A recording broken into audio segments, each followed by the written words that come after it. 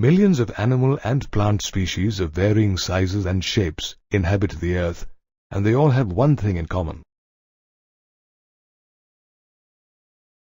They are all made up of cells, the fundamental unit of life in living organisms. Scientists didn't know about the existence of cells until the invention of the microscope. Anton van Leeuwenhoek, an amateur Dutch scientist, is credited as the first person to see and describe living cells. Later, Robert Brown expanded on Leeuwenhoek's studies and pointed to the presence of a cell nucleus.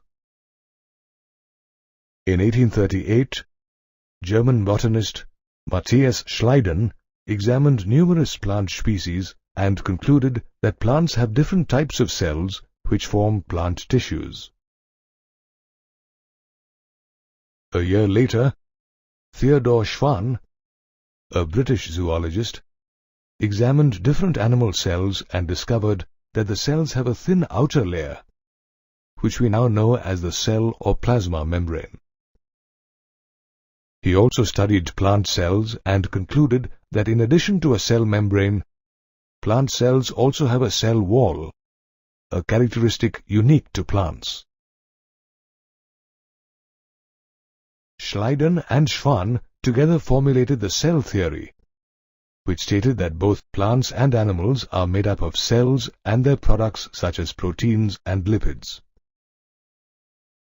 However, the cell theory did not explain the formation of new cells, which was clarified by Rudolf Virchow in 1855. He coined the Latin phrase omnis cellula e cellula, which meant that new cells arise from pre-existing cells, and accordingly modified the cell theory, which now states that all living organisms are composed of cells and products of cells, and these cells arise from pre-existing cells. Cell research received a further boost with the invention of the electron microscope, as it enabled scientists to observe the structure of the cell. They observed that the structure of a cell varies in plants and animals. A plant cell, for instance, is surrounded by a distinct cell wall on the outside and a plasma membrane on the inside. Whereas an animal cell lacks a cell wall and has a plasma membrane instead that forms the outer cell boundary. Both animal and plant cells have a dense and spherical structure called the nucleus, which contains thread-like structures called chromosomes. Each chromosome is made of deoxyribonucleic acid or DNA, which stores the genetic information of the organism.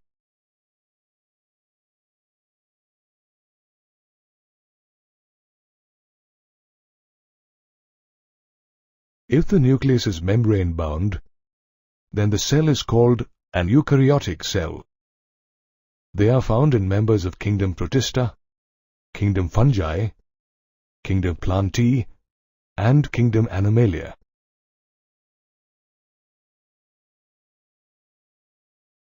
On the other hand, cells without a membrane-bound nucleus are called prokaryotic cells, and members of kingdom Monera possess such cells.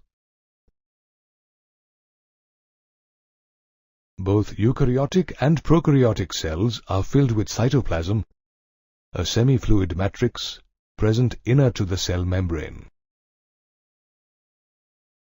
However, in an eukaryotic cell, the cytoplasm does not include the nucleoplasm, the nucleus matrix filled with the contents of the nucleus.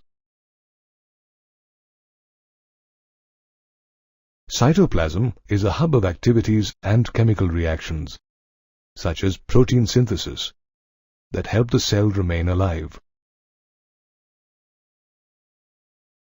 Suspended inside the cytoplasm are distinct structures called organelles. In eukaryotic cells, we find membrane-bound organelles such as the endoplasmic reticulum, the Golgi complex, lysosomes, mitochondria, microbodies and vacuoles, as well as non-membrane-bound organelles such as ribosomes. Interestingly, ribosomes are also found in chloroplasts of plant cells as well as the mitochondria and rough endoplasmic reticulum of both plants and animals. Moreover, animal cells possess another non-membrane-bound organelle called the centriole, which aids in cell division. The cytoplasm of prokaryotic cells, on the other hand, lacks membrane-bound organelles but contains ribosomes and fragments of extrachromosomal DNA called plasmids. Cells usually differ in size and shape. For instance, mycoplasma measure only 0.3 microns in length, whereas human red blood cells are about 7 microns in diameter and nerve cells measure around 4 to 100 microns. Amazingly, the ostrich egg is the largest isolated single cell, and it measures 17 to 19 centimeters in length and 14 to 15 centimeters in width. Moreover, the shapes of cells range from disc-like to thread-like and from polygonal to columnar and cuboid. Today, though we have gained a lot of information about cells, scientists are still engaged in unlocking the secrets of the cell and its organelles. Millions of microorganisms are present in every nook and corner of our surroundings. Of these, certain microorganisms, such as bacteria, have a nucleoid but no membrane-bound organelles in their cytoplasm. Such organisms are called prokaryotes. Prokaryotes are smaller and multiply more rapidly than eukaryotes. All members of kingdom Monera, including bacteria, blue-green algae, and pleuropneumonia-like organisms or mycoplasma, are prokaryotes. And they can be rod-shaped, spherical, spiral-shaped, or comma-shaped. Microscopic studies reveal that most prokaryotes, except for a few such as mycoplasma and thermoplasma, possess a cell envelope, a complex, tightly bound, three-layered chemical structure consisting of the outermost glycocalyx, followed by the cell wall and then the plasma membrane. The layers together act as a single protective unit, though each has its distinct function. The glycocalyx, for instance, helps prokaryotes such as bacteria to resist antibiotics when they invade host cells. Did you know that the glycocalyx differs in thickness and composition among different prokaryotes? In some, it occurs as a thick and tough sheath called a capsule, while in others it may be a loose sheath called a slime layer.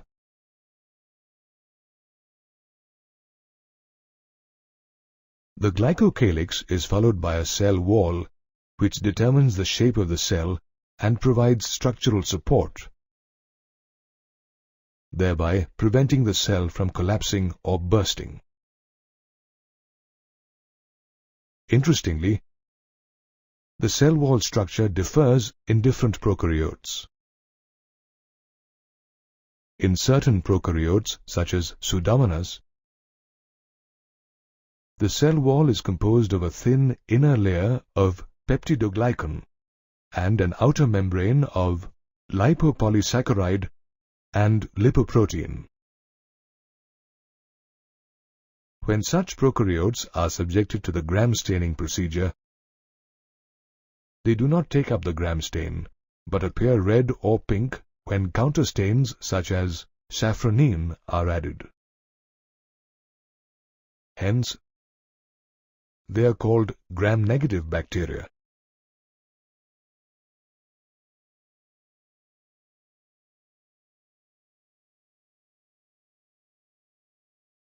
On the other hand, the cell wall of prokaryotes such as Bacillus anthracis, composed of a dense layer of peptidoglycan and teichoic acids,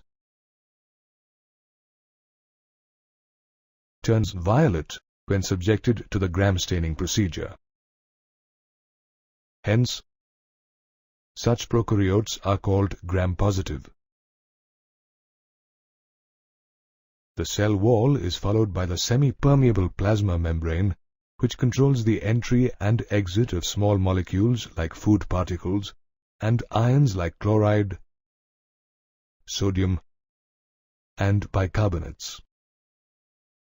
Often, the plasma membrane extends into the cell, forming the mesosome, a membranous structure seen in the form of vesicles, tubules, and lamellae. Incidentally, the presence of the mesosome is a characteristic feature of prokaryotes. Mesosomes help in cell wall formation, respiration, secretion processes, expansion of the surface area of the plasma membrane and enzymatic content, DNA replication, and distribution to daughter cells.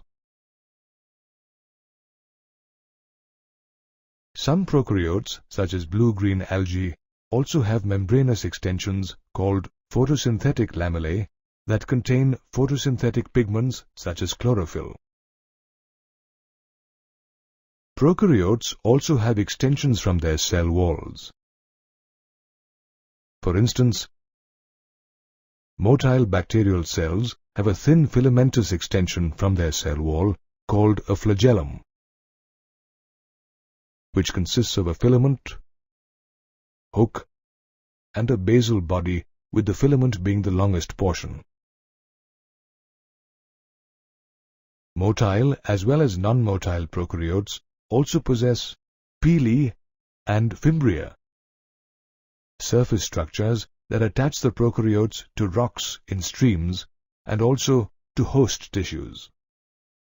While pili are elongated tubular structures made up of a special protein called pilin, fimbria are tiny bristle-like fibers sprouting out of the cell. However, these structures don't play any role in motility.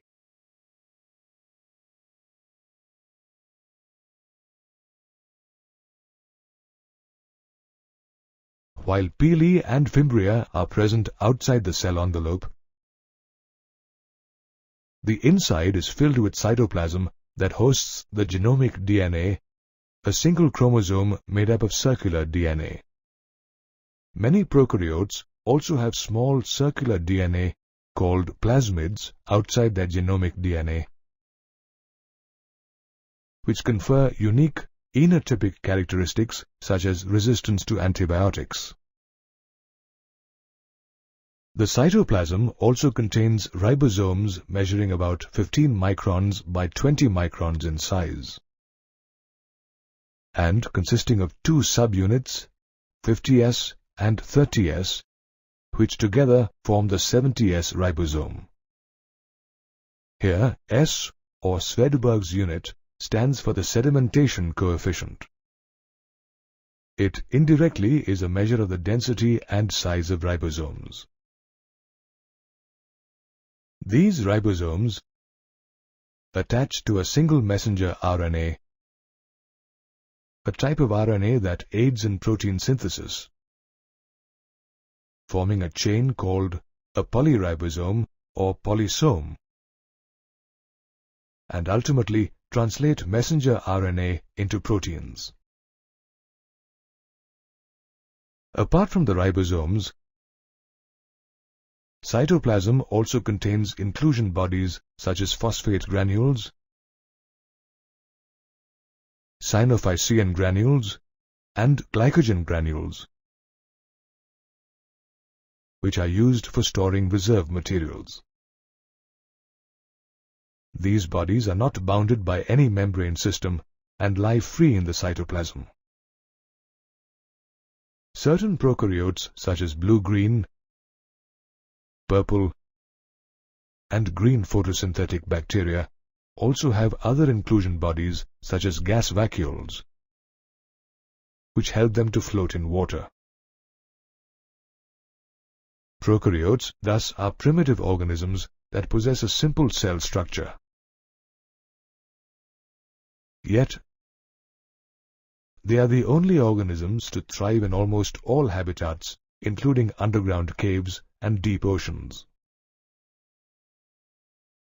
Our Earth is home to diverse species of plants and animals. Yet, they all have a common structural unit: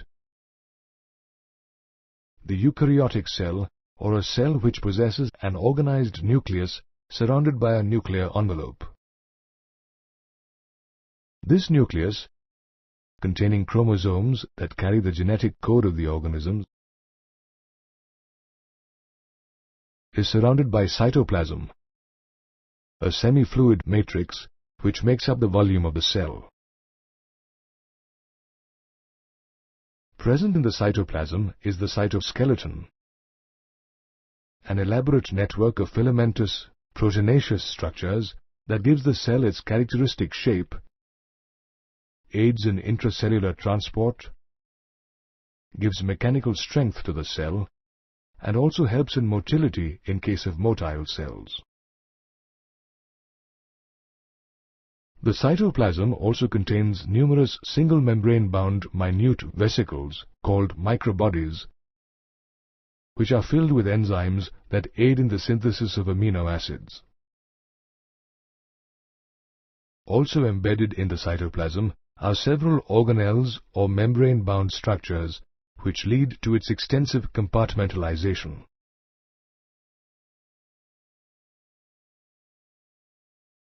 However, the cytoplasm of all eukaryotic cells does not contain the same set of organelles. Plant cells, for instance, have a large central vacuole and plastids, whereas centrosomes are only found in animal cells.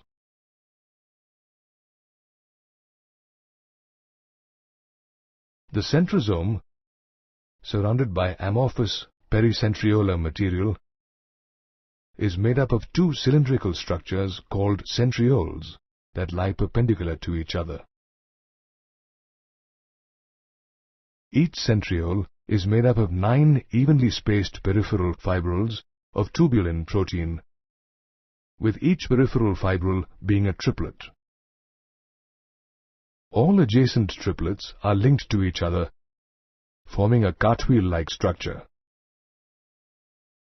The central part of the centriole, called the hub, is proteinaceous and is linked to the tubules of the peripheral triplets by radial spokes made of protein. Centrioles form the basal body of cilia or flagella and spindle fibers that give rise to a spindle-like apparatus during cell division. Eukaryotic cells differ not only in their cytoplasmic organelles, but also in their structure. Take, for instance, animal cells in which the plasma membrane forms the outer boundary of the cell. But in fungi and plant cells, the plasma membrane is covered by a cell wall, which forms the outer boundary. Interestingly, the composition of the cell wall is different in different eukaryotic cells.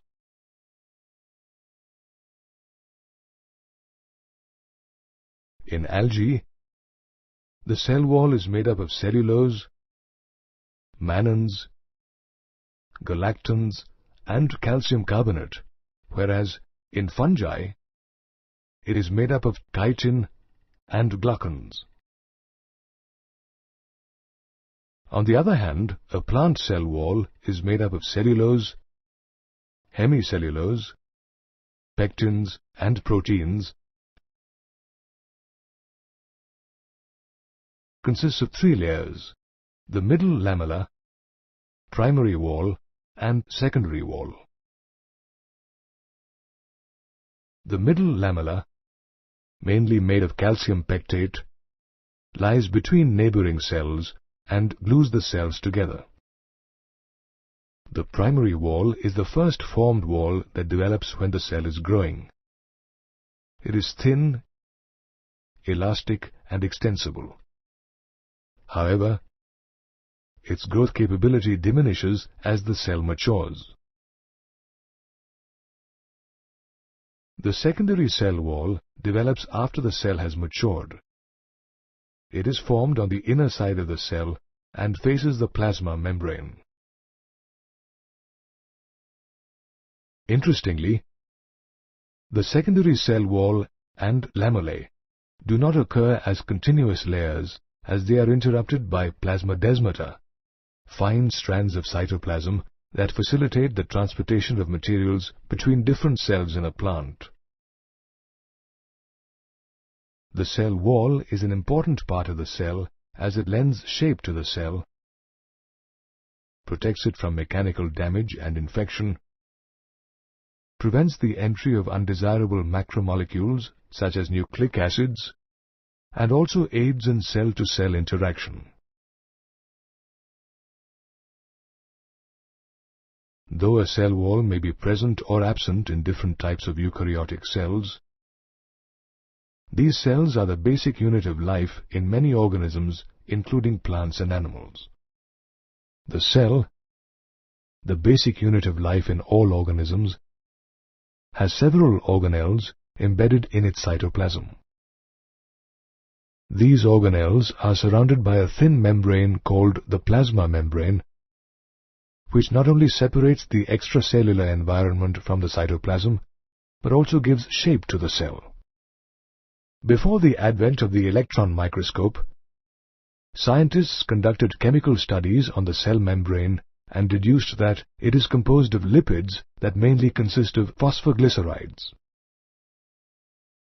These lipids are arranged in a bilayer with the polar hydrophilic head of both layers pointing outward towards the aqueous environment,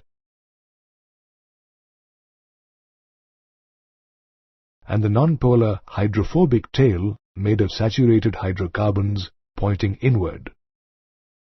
Such an arrangement not only protects the tail from the aqueous environment, it also prevents polar molecules such as nucleic acids, proteins and ions from diffusing through it. Later, biochemical investigations revealed that apart from lipids, proteins and carbohydrates too are a part of the cell membrane. Moreover, the proteins are arranged in 2 forms, peripheral and intrinsic. Peripheral proteins lie on the surface of the membrane and can be easily removed by physical methods. On the other hand, intrinsic proteins are totally or partially embedded in the bilayer and can be removed only after disrupting the entire membrane.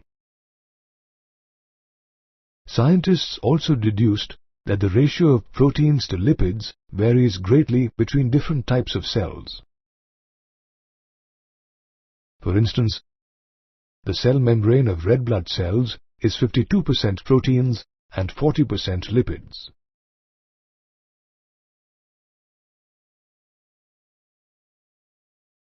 The advent of the electron microscope helped scientists better understand the structure of the cell membrane, and finally in 1972, Singer and Nicholson put forth the fluid mosaic model, which was widely accepted by the scientific community. This model stated that lipids are found in the form of a fluid bilayer. This quasi-fluid of almost fluid-like nature allows proteins to move laterally within the bilayer, and this ability of the membrane to allow the movement of molecules within it is referred to as membrane fluidity.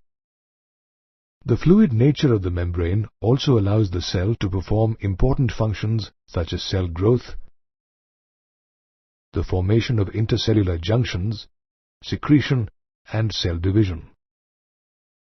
All these functions require flexibility in the membrane. For instance, during cell growth and cell division, the membrane has to extend. The cell membrane also guards the entry and exit of different molecules and ions in and out of the cell. However, the cell membrane is selectively permeable, which means the lipid bilayer allows only certain small non-polar substances such as oxygen and carbon dioxide molecules to pass freely through it, while selectively permitting ions and other polar molecules, including water, to pass through it with the aid of membrane proteins. The transport of these ions and molecules takes place either through passive transport or through active transport. In passive transport, substances require no metabolic energy to move across the membrane. Passive transport occurs either through diffusion or osmosis.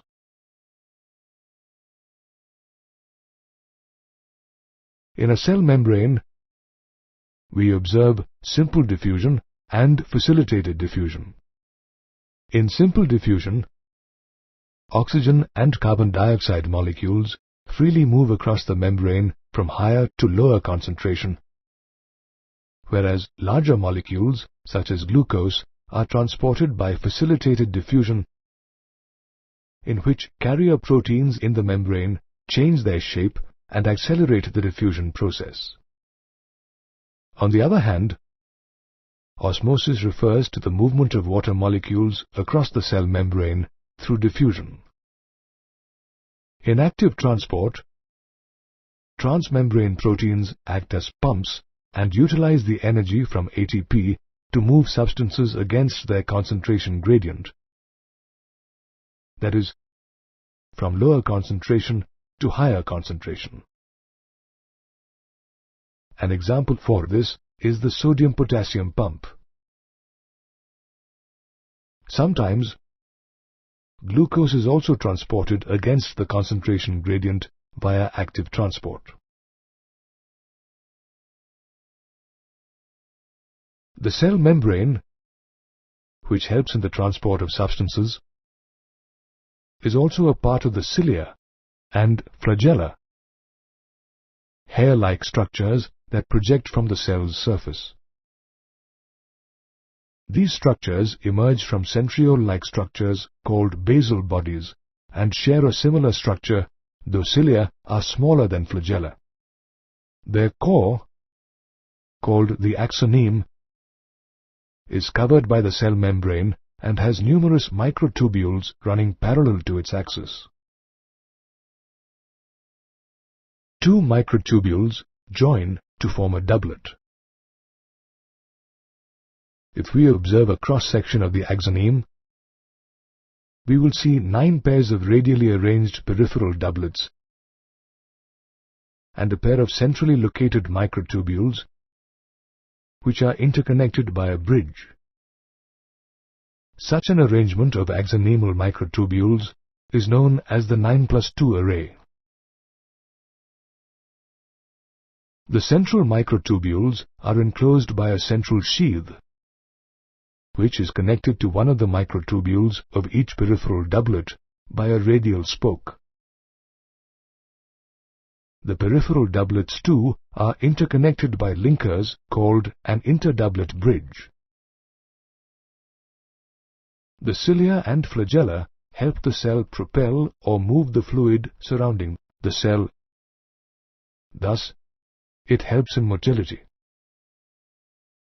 Thus, cilia and flagella help cells in motility, while the cell membrane gives shape to the cell, separates the intracellular components from the extracellular matrix, and also plays an important role in the transport of substances across the cell. The cytoplasm of a eukaryotic cell is embedded with several membranous organelles, of which the endoplasmic reticulum, Golgi apparatus, lysosomes, and vacuoles are referred to as an endomembrane system because their functions are coordinated. The endoplasmic reticulum, or ER, for instance, synthesizes, processes, and transports proteins and lipids to the other organelles, as well as metabolizes carbohydrates in liver cells and detoxifies drugs present in the body. Microscopic studies reveal that the endoplasmic reticulum occurs as a network or reticulum of tiny tubular structures dividing the intracellular space into two distinct compartments. The luminal compartment, which consists of the space within the folds of the endoplasmic reticulum, and the extraluminal compartment, which consists of the cytoplasm that lies outside the folds. There are two types of endoplasmic reticulum: rough endoplasmic reticulum, or RER, and smooth endoplasmic reticulum, or SER. The rough endoplasmic reticulum has ribosomes attached to its surface and is mainly found in cells actively involved in protein synthesis and secretion. They are continuous with the outer membrane of the nucleus.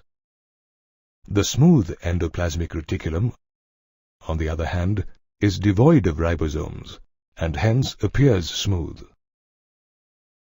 It synthesizes lipids and lipid-like steroidal hormones such as estrogens in the case of animal cells.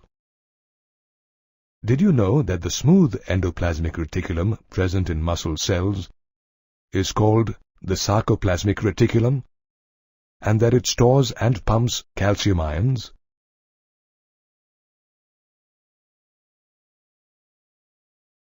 Apart from the endoplasmic reticulum, the endomembrane system also consists of the Golgi apparatus. Named after Camillo Golgi, it consists of a series of flat, disc-shaped sacs, or cisternae, stacked one above the other. Each cisterna measures 0.5 to 1 micron in diameter, and their number may vary in each Golgi apparatus. The cisternae, concentrically arranged near the nucleus, have two distinct faces: the convex-shaped cis, or the forming face that faces the nuclear envelope, and the concave-shaped trans, or the maturing face that lies opposite the nuclear envelope. Though both the cis face and the trans face are interconnected, they are different. For instance, the cis face has a thin membrane, whereas the membrane of the trans face is thick. In a cell, the Golgi apparatus acts as a packaging and forwarding center. For instance, vesicles containing proteins synthesized by the ribosomes of the rough endoplasmic reticulum get pinched off the surface of the rough endoplasmic reticulum and fuse with the cis face of the Golgi apparatus. Here they are modified in the cisternae before they are released from the trans face. This explains why the Golgi apparatus remains closely associated with the endoplasmic reticulum.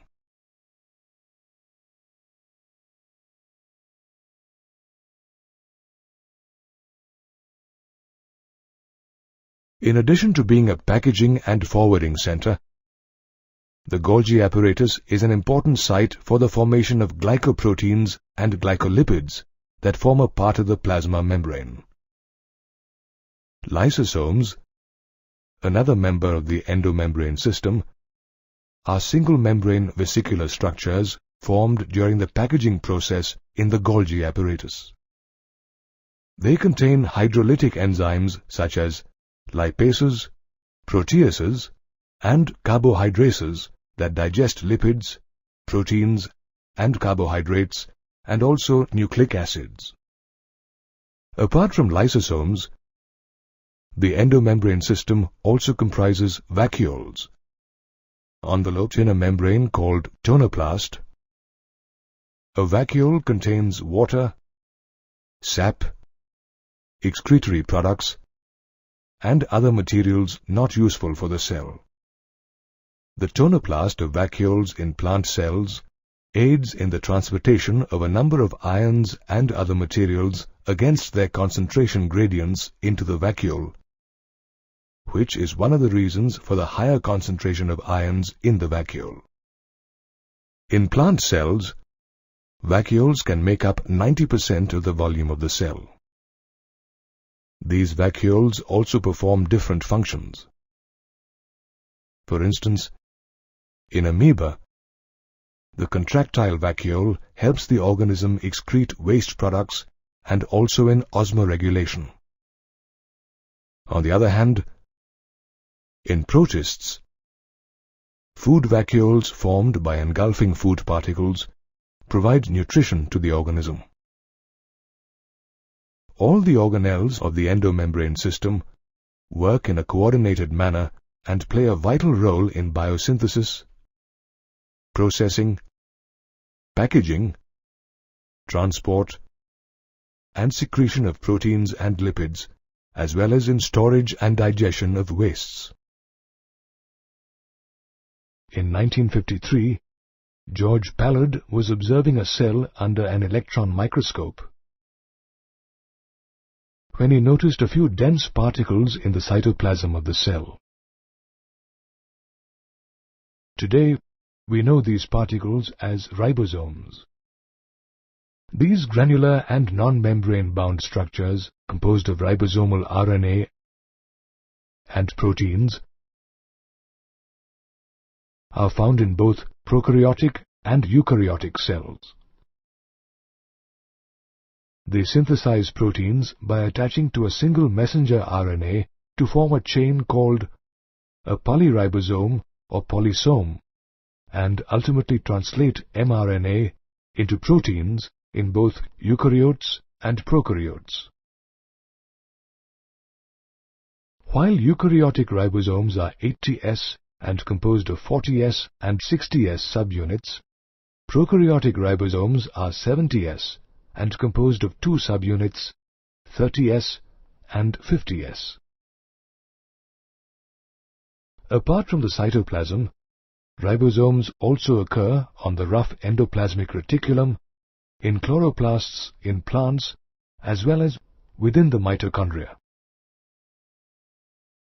Called the powerhouse of the cell, mitochondria are sites of aerobic respiration and produce cellular energy in the form of ATP. The number of mitochondria in a cell varies depending on the cell's metabolism. Muscle cells, for instance, need a continuous supply of energy, and hence they contain a large number of mitochondria.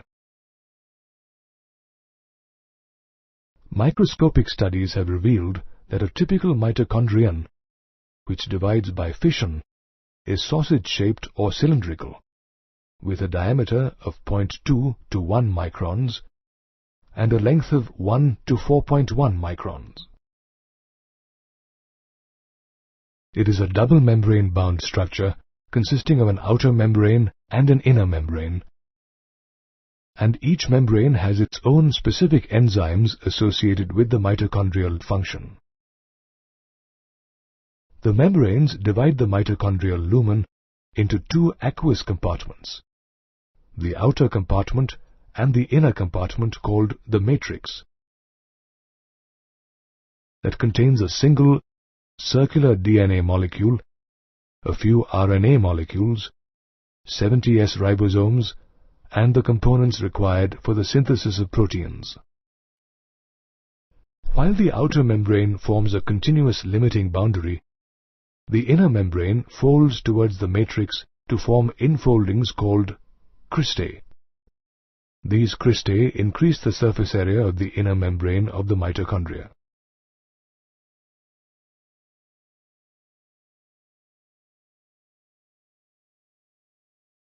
Apart from ribosomes and mitochondria, plastids are also one of the most important cytoplasmic organelles in plants. They are bound by a double membrane and contain pigments that impart specific colors to plants.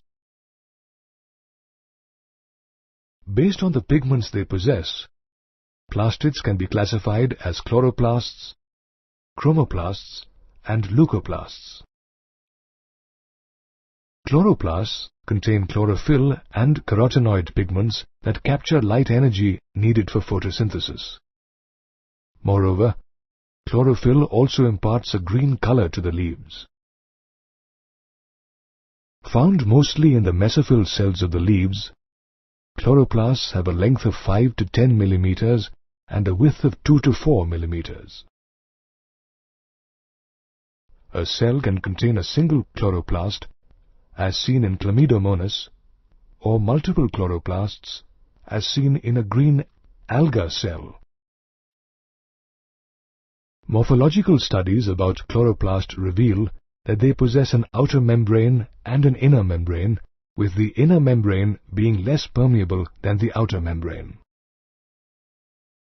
Stroma, the space enclosed by the inner membrane, contains double-stranded circular DNA molecules, 70S ribosomes, and enzymes required for the synthesis of carbohydrates and proteins. Stroma also contains thylakoids, flattened membranous sacs containing chlorophyll pigment in their lumen, the space enclosed by the thylakoid membranes.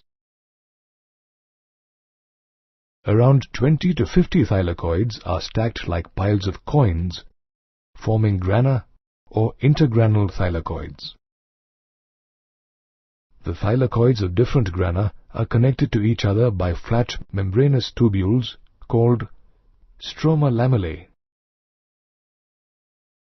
Did you know that chloroplasts as well as mitochondria are known as semi-autonomous organelles as they possess their own DNA?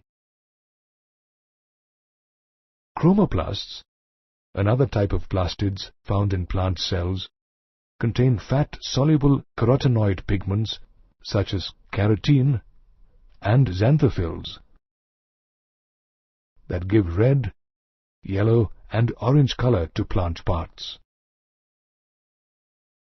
The third type of plastids, leucoplasts, are colorless plastids that store nutrients such as carbohydrates and fats. Based on the type of nutrient stored, leucoplasts can be classified as amyloplasts, eleoplasts, and aleuroplasts. While amyloplasts store carbohydrates such as starch in potato, eleoplasts store oils and fats. On the other hand, aleuroplasts, which are usually found in food grains, store proteins. The various plastids found in plants not only impart color to the plants, but also store nutrients and play a role in photosynthesis. Thus we find that ribosomes, mitochondria, and plastids are important organelles taking part in vital functions of the cell, such as protein synthesis, respiration, and photosynthesis. Of the various organelles found in a cell, the nucleus occupies a place of prime importance as it is the control center that regulates metabolic activities which keep a cell alive. Most eukaryotic cells possess a single nucleus. However, we do find cells with multiple nuclei as well as cells without a nucleus. Described by Robert Brown in 1831, the nucleus was one of the earliest organelles that scientists became aware of. The advent of the electron microscope enabled scientists to become aware of the various components of a nucleus. For instance, scientists observed that the nucleus is surrounded by a nuclear envelope or nuclear membrane that acts as a barrier between the contents of the nucleus and the other organelles present in the cytoplasm. The nuclear envelope consists of the outer membrane and inner membrane, which run parallel to each other and are separated by the perinuclear space. The outer membrane of the nuclear envelope is connected with the endoplasmic reticulum and also bears ribosomes on it.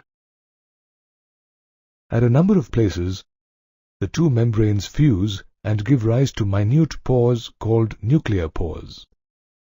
These pores allow two-way movement of RNA and protein molecules between the nucleus and the cytoplasm. Present inside the nuclear envelope is the nucleoplasm or the nuclear matrix that contains a spherical structure called the nucleolus. The nucleolus lacks a membrane which makes its content continuous with the nucleoplasm. The nucleolus is a major site for active ribosomal RNA synthesis, and hence cells that are active in protein synthesis have larger and numerous nucleoli. Apart from the nucleolus, the nucleoplasm also contains chromatin, a network of highly extended and elaborate nucleoprotein fibers that mainly consists of DNA and histone proteins, though non-histone proteins are also associated with it.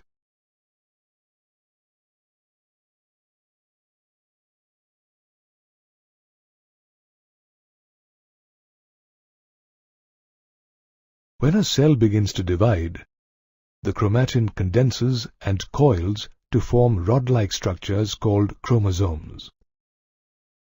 The DNA threads remain distributed in these chromosomes. Morphological studies of a chromosome have revealed that it consists of a primary constriction or centromere that has disc-shaped structures called kinetochores attached to its side. The parts present on either side of the centromere are called the arms of the chromosomes. Based on the position of the centromere, chromosomes can be classified as metacentric, submetacentric, acrocentric, and telocentric. In metacentric chromosomes, the centromere is exactly in the middle, forming two equal arms.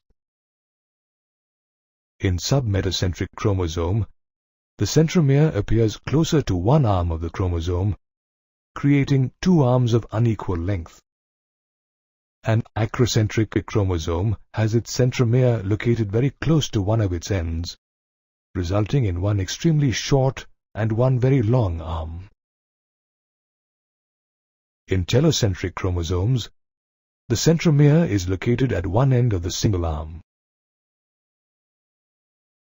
At times, chromosomes have secondary constrictions at a fixed location, lending the appearance of a small fragment called a satellite. These areas of secondary constriction help in the formation of a nucleolus after cell division. Chromosomes are an important part of the nucleus as they contain the genetic code of an organism.